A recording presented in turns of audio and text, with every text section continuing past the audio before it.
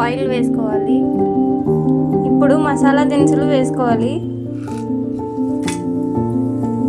Cut చేసుకున్న onions, పచ్చిమిర్చి ఇప్పుడు సోంపు వేసుకోవాలి. కొద్దిగా కరివేపాకు, కొంచెం పసుపు ఇవి వేసుకున్నాక వేసుకోవాలి. ఇది టేస్ట్కి తగ్గట్టు వేసుకోవచ్చు.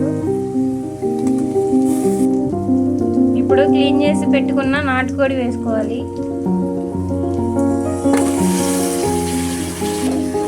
కొంచెం మిక్స్ చేసుకొని మూత పెట్టాలి.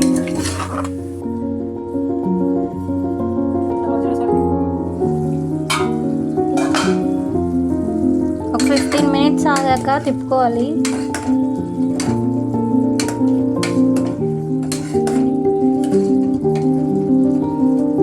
చికెన్ కొంచెం మగ్గాక అల్లం పేస్ట్ కొంచెం వేసుకోవాలి.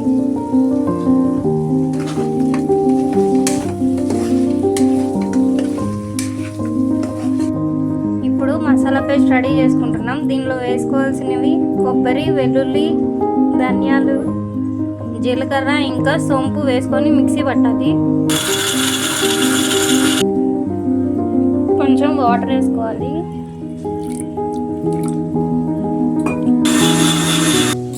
మిక్సీ పట్టుకున్న పేస్ట్ని ఇప్పుడు నాటుకోడిలో వేసుకొని బాగా తిప్పుకోవాలి. ఇప్పుడు మసాలా వేసుకున్నాం కదా, బాగా మిక్స్ చేసుకోవాలి. తర్వాత మూత పెట్టుకోవాలి. సరిపడా ఉప్పు, సరిపడా కారం, కస్తూరి మెంతి ఇది మన ఇష్టం, ఉంటే వేసుకోవచ్చు. ఇవన్నీ వేసుకున్నాం కదా, ఇప్పుడు బాగా మిక్స్ చేసుకుందాం. ఇప్పుడు సరిపడా వాటర్ పోసుకోవాలి. ముక్క బాగా ఉడకాలి కదా. వాటర్ పోసుకున్నాక కుక్కర్ మూత పెట్టేయాలి.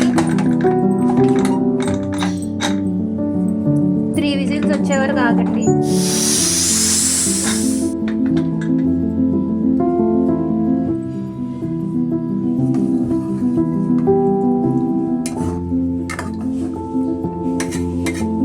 మూత తీసుకున్నాక 30 మినిట్స్ లో ఫ్లేమ్లో పెట్టుకోవాలి.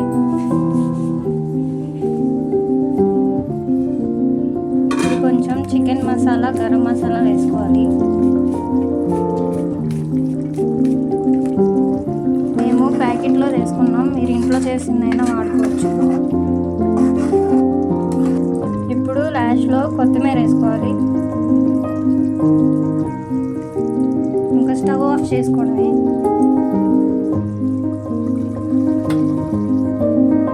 టేస్టీ నాటుకోడి పులుసు రెడీ. మీకు నచ్చిన విధంగా ఇలాగా తయారు చేసుకోవచ్చు. ట్రై చేసి మీరు కామెంట్ చేయండి. అలాగే మా ఛానల్ని సబ్స్క్రైబ్ చేసుకోవడం మర్చిపోకండి.